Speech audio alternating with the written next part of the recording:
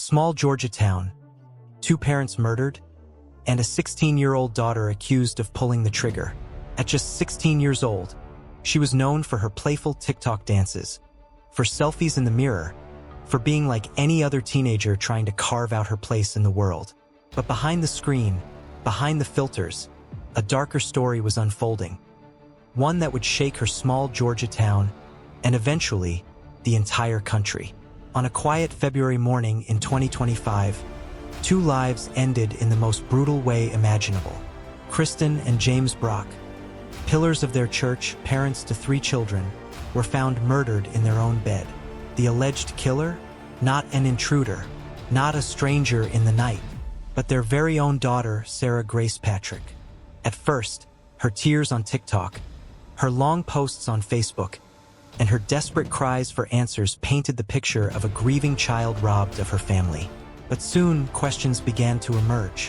Why did her stories contradict each other? Why did she seem so comfortable broadcasting her emotions online? And why, in the days that followed, did Sarah appear less like a victim and more like a suspect? Welcome to True Crime Secrets. Today, we dive deep into the shocking case of Sarah Grace Patrick. Was she truly the innocent daughter left orphaned overnight? Or was she hiding a much darker truth? Grab a coffee. This is one story you won't forget. But before we get started, do me a favor, subscribe to this channel to stay updated with crime stories around America, and drop a thumbs up to this video. It was just after 7 a.m. on February 20th, 2025, when a call came through to the 911 dispatch center in Madison County, Georgia. On the line was a frantic teenager, her voice shaking as she tried to explain that something was terribly wrong. That teenager was Sarah Grace Patrick. Her words were broken, almost incoherent. She told the operator that her younger sister, 5-year-old Jay, had run into her room screaming, terrified by what she had just seen. When Sarah followed her, she stepped into a nightmare. Their parents, Kristen and James Brock, were lying in bed, covered in blood. They weren't moving. They weren't breathing. Within minutes, sheriff's deputies and paramedics rushed to the family's modest home in Carlton, a rural town just outside of Athens, Georgia. Officers immediately noticed how eerily calm the scene outside was. The family's small farmhouse sat quietly under the gray morning sky, with no signs of forced entry, no shattered glass, no broken locks. Inside, however, the scene was haunting. Sarah and Jay were waiting near the doorway, clutching each other, both visibly shaken. Police quickly ushered them outside before making their way to the master bedroom. What they found inside was far worse than they had imagined.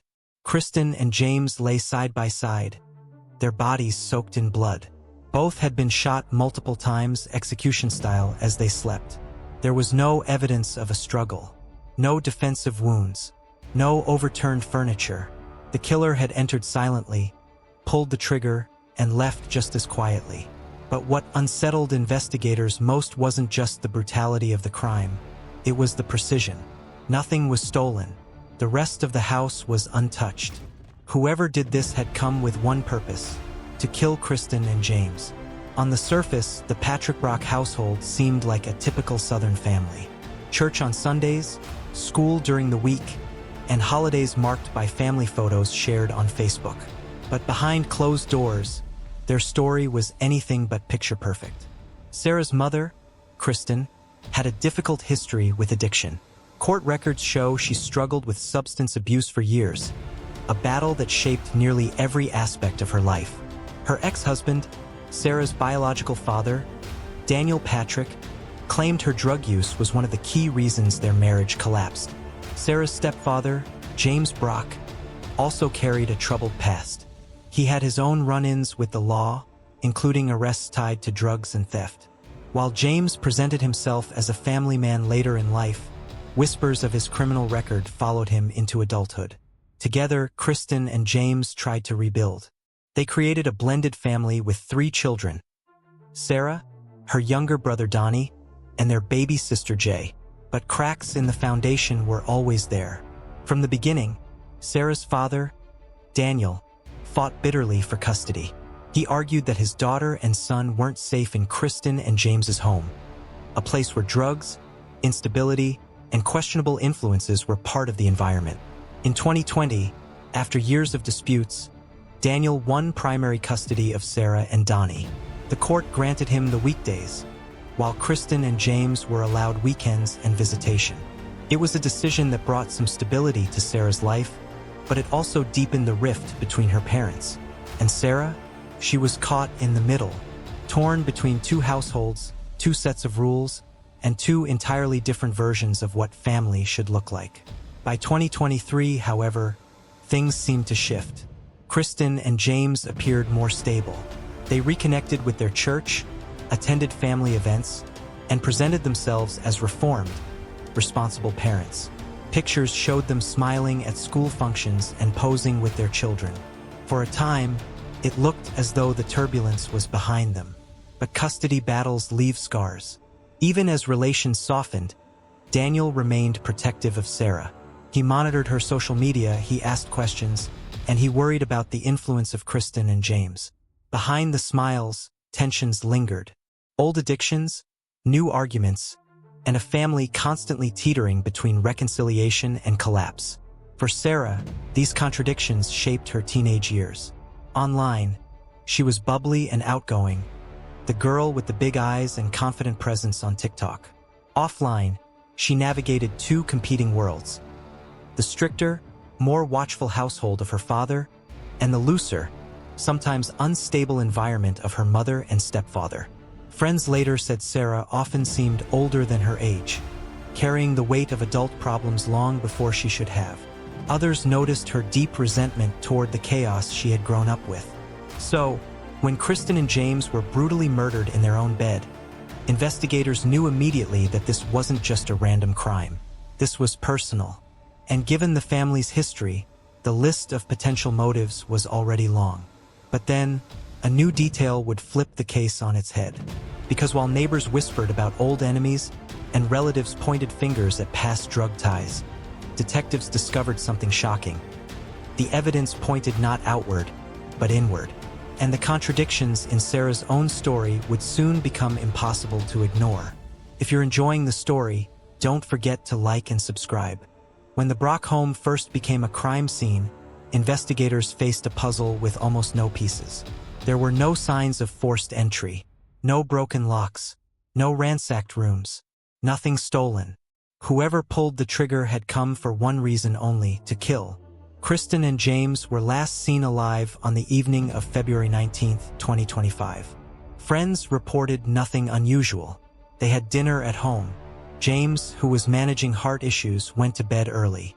Kristen followed not long after. By morning, both were dead. Inside the house that night were just two people: 5-year-old Jay and 16-year-old Sarah Grace Patrick. When detectives interviewed Sarah, she said she'd gone to bed around midnight. She claimed she heard nothing until Jay woke her the next morning, terrified after finding their parents' bodies. According to Sarah, she had slept straight through the night. But here's where the contradictions began to surface.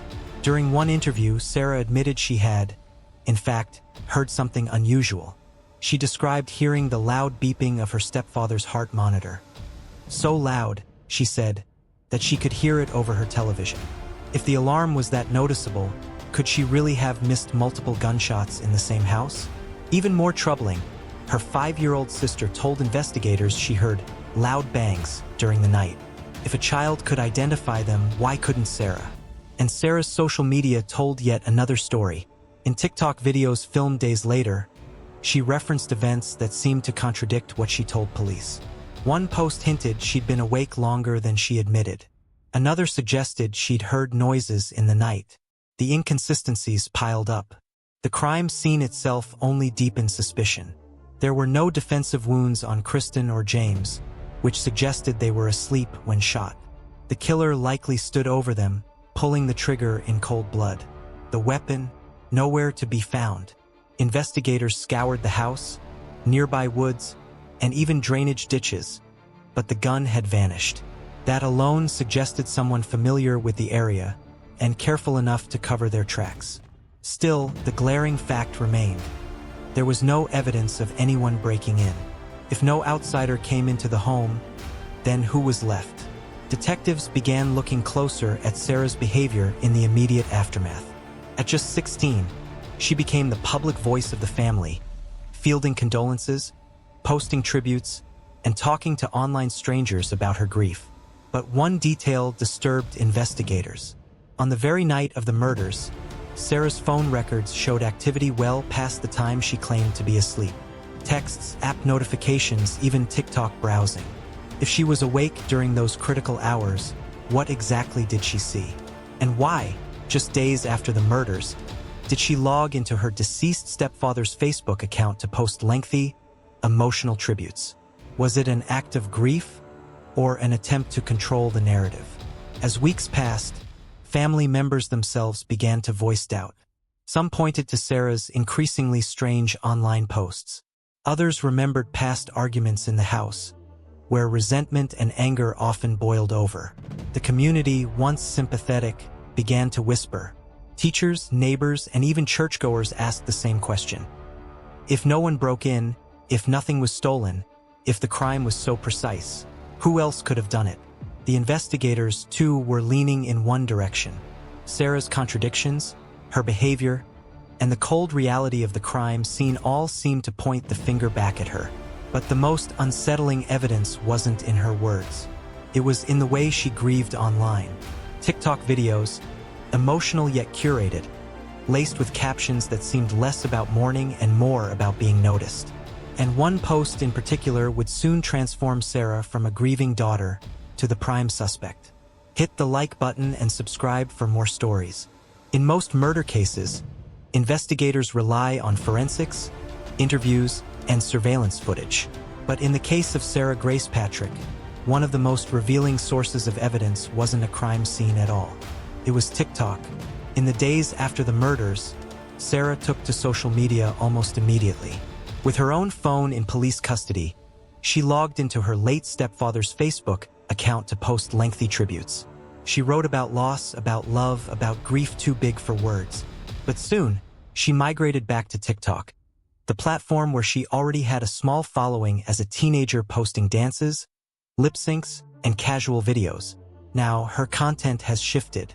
Instead of upbeat trends, Sarah began posting raw, emotional clips about her parents' deaths.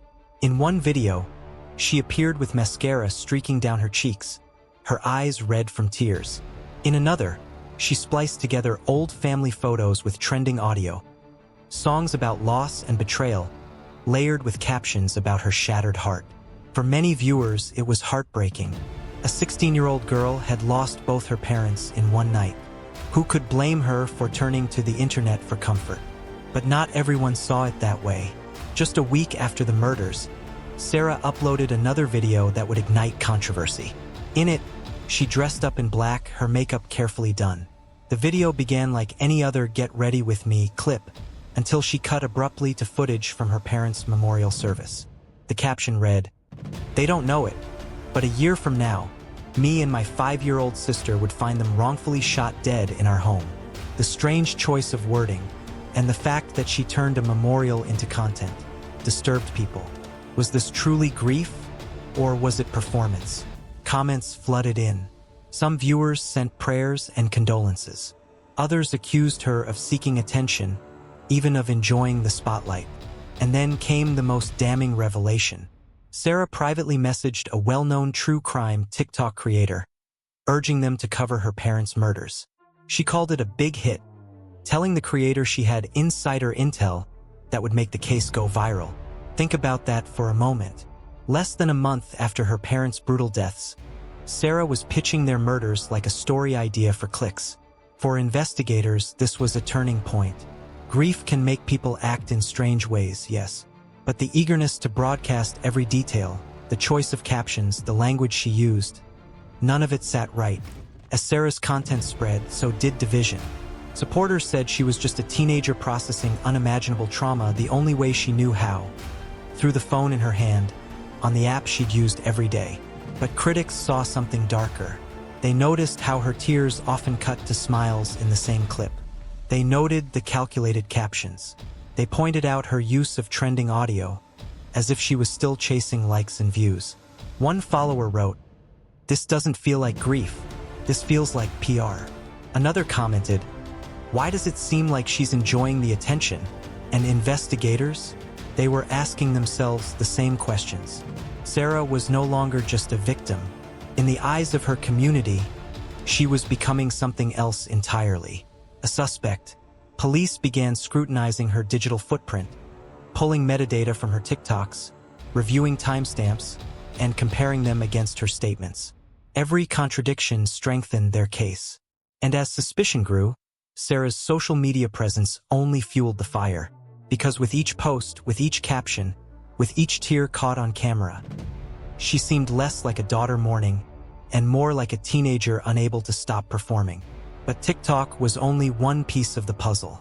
Behind closed doors, detectives were gathering far more damning evidence. And by midsummer, their suspicions would culminate in a decision that would stun the town of Carlton and the entire country. By the summer of 2025, nearly 5 months had passed since the brutal murders of Kristen and James Brock. The Patrick and Brock families were still reeling. The small town of Carlton was still whispering, and investigators were still working quietly behind the scenes. From the outside, it appeared as though the case had gone cold. No weapon had been found. No one had been publicly named as a suspect. But detectives had been piecing together a timeline, a pattern, and a theory, and it all kept circling back to the same person.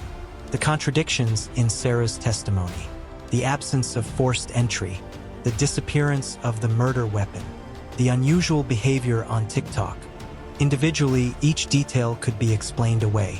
Together, they painted a disturbing picture. Behind the scenes, prosecutors were preparing charges. It was a controversial move. Accusing a 16-year-old girl of killing her own parents is not something taken lightly. But the evidence in their eyes was too strong to ignore. On July 8, 2025, deputies with the Madison County Sheriff's Office arrived to take Sarah into custody. She was arrested on 2 counts of murder and 2 counts of aggravated assault. Handcuffed, she was led into a patrol car as stunned neighbors watched from their porches. Some cried. Others shook their heads in disbelief. The news spread across Carlton like wildfire. A teenager, one who had once been seen laughing on TikTok, who had walked the same high school halls as their children, was now accused of executing her own parents in cold blood. Shock gave way to division. Some locals defended Sarah, pointing out her young age and the possibility that grief had simply made her behave strangely online. Others felt vindicated, saying her behavior on social media had been a red flag from the start. Within hours, the story broke beyond Georgia. National outlets picked it up. Headlines blared, "Georgia teen arrested for parents' murder." TikTok creators dissected every post she'd ever made. True crime forums lit up with speculation. And in the middle of it all, Sarah's younger siblings, Donnie and Jay, were left without both parents, and now, without their older sister too. Perhaps the most striking part of Sarah's arrest was the response from her own family. Her father, Daniel Patrick, insisted she was innocent. He publicly defended her, saying she was being unfairly targeted and that investigators were twisting her words. But other relatives were less forgiving. Some pointed to her TikToks as proof of guilt. Others recalled her complicated relationship with her mother and stepfather. Even within the family, Sarah's image was split down the middle. Grieving daughter or cold-blooded killer? For investigators, the arrest was just the beginning. Sarah would be charged as an adult, facing the possibility of life in prison. For the community, it was a wound that cut deep. How do you reconcile the idea that a teenager you knew, a child raised in your town, could commit something so horrific? And yet, despite the charges, despite the growing mountain of suspicion, one truth remained. The case was far from over. The courtroom battles were just beginning, and Sarah herself had yet to have her day in court. Because as devastating as the arrest was, the real question still hung in the air. What evidence did investigators have that convinced them she was the killer? And could that evidence hold up under the intense scrutiny of a trial? Don't forget to hit the like button and subscribe for more stories. Sarah Grace Patrick's arrest stunned the nation, but it was only the beginning. Within days of her arrest, Sarah stood before a judge in a packed Madison County courtroom. Cameras weren't allowed inside, but but reporters painted the scene vividly. A 16-year-old in an oversized jail uniform, wrists shackled, head lowered as charges were read aloud. 2 counts of murder, 2 counts of aggravated assault. Tried as an adult. Her defense attorney pushed for bond, arguing Sarah had strong community ties, was still in school, and had no prior criminal record. But prosecutors countered with a chilling portrait. A young woman capable of calculated violence. One who posed a danger not only to others but possibly to herself. The judge sided with caution. Bond was denied. Sarah would remain behind bars while awaiting trial. The denial sent ripples through Carlton. Supporters rallied to her defense online, calling her a scapegoat for a botched investigation. They claimed grief can make anyone act weird, that her TikTok posts were being unfairly weaponized. But others weren't so forgiving. To them, the arrest made perfect sense. They pointed to her contradictions, her odd captions, her eagerness to pitch her parents' murders to content creators. To these critics, Sarah wasn't a scapegoat. She was the prime suspect. The question wasn't whether Sarah had behaved strangely. The question was whether that strangeness equaled guilt. And this is where the case remains murky. Prosecutors have yet to reveal a clear motive. Was it resentment toward her mother and stepfather? A boiling family conflict behind closed doors? Or something else entirely? Without a weapon recovered, without a confession, the case leans heavily on circumstantial evidence. Timelines, testimonies, and Sarah's own words. Enough to make the public speculate, but will it be enough to convince a jury? While legal teams battled in court, the Patrick and Brock families continued to fracture. Sarah's father, Daniel, doubled down on his belief in her innocence, calling her arrest a tragic mistake.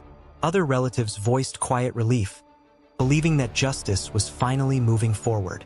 But amid the blame and disbelief, 2 children remained caught in the middle, Sarah's younger siblings, now living without their parents and without their older sister. For them, the case isn't just headlines. It's daily life. Online, the case grew into a phenomenon. True crime podcasts dissected every detail.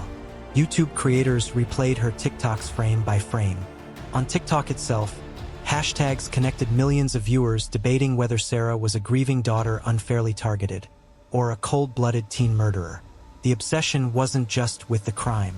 It was with the image of Sarah herself, a teenager performing her grief online, caught between the role of victim and suspect. And yet, for all the noise, the case remains unsolved in the most crucial sense. What exactly happened inside that Carlton home on February 10, 2025? Where is the murder weapon? And perhaps most haunting of all, if Sarah didn't kill her parents, then who did? Until those questions are answered, speculation will reign. As Sarah sits in a Georgia jail cell, awaiting trial, the world watches and waits. If convicted, she could spend the rest of her life behind bars. If acquitted, the mystery only deepens, and a killer could still be out there. Either way, this case is far from over. So what do you think? Was Sarah Grace Patrick a grieving daughter trapped by circumstance and suspicion? Or was she something far more chilling? A teenager capable of orchestrating the unthinkable? Let me know your thoughts in the comments below. Because in the end, the truth behind the murders of Kristen and James Brock may prove to be even darker and stranger than anyone imagined. Like this video and subscribe to the True Crime Secrets for more true crime stories.